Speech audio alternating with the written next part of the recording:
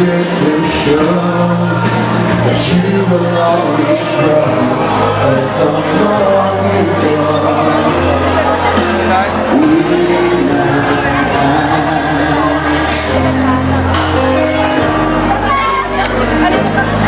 Bakla kayong dalawa.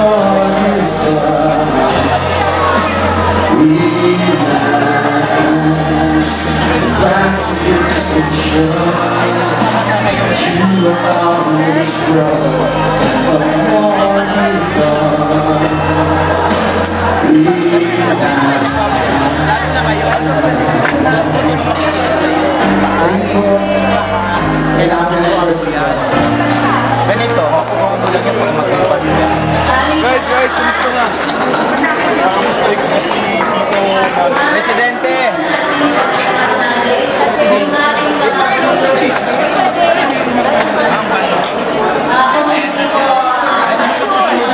Isa na naman ko ipapot mo, alam mo?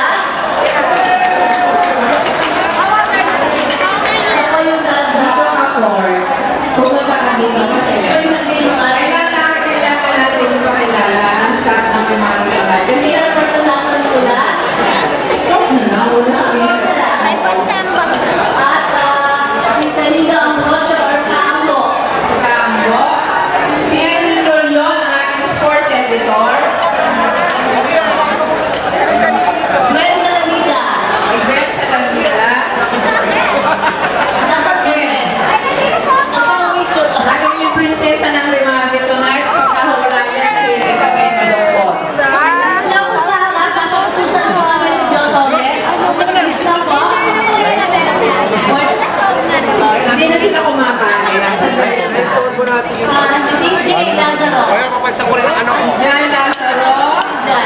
Jan.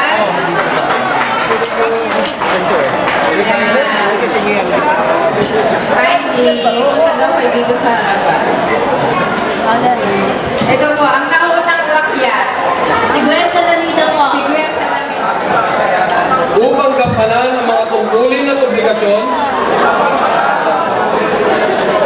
bilang miyembro ng Alyansa ng Pilipinong Mamamahayan,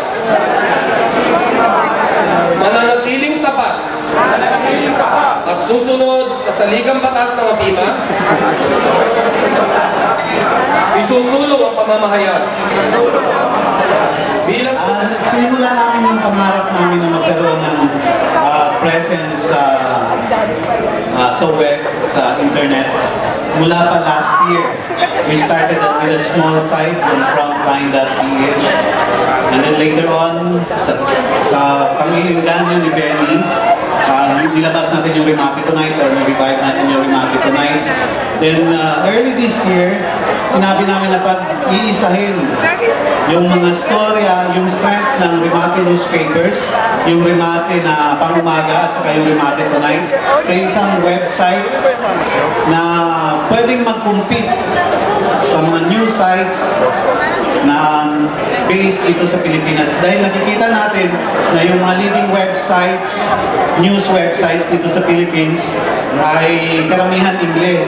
At alam naman natin na marami tayong mga kababayan sa abroad na naghahanap ng mga balita, especially tungkol sa kanilang mga localities, at gusto nila makita yung mga istorya sa sarili nilang wika.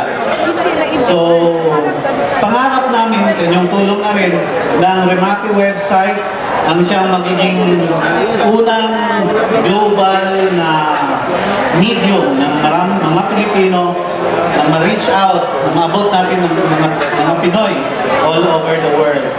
This is a work in progress dahil walang wifi dito sa loob. Naka-static siya ngayon. Kaya pwede, ito yung mga content, pwede ibalik natin sa task. Sa side na to, yan yung Remati website. It's a work in progress. It will feature news stories, police stories, national stories in English and in Filipino. It will also feature stories tungkol sa show business, stories about, may mga feature stories tayo, may mga in-depth stories tayo na gagawin.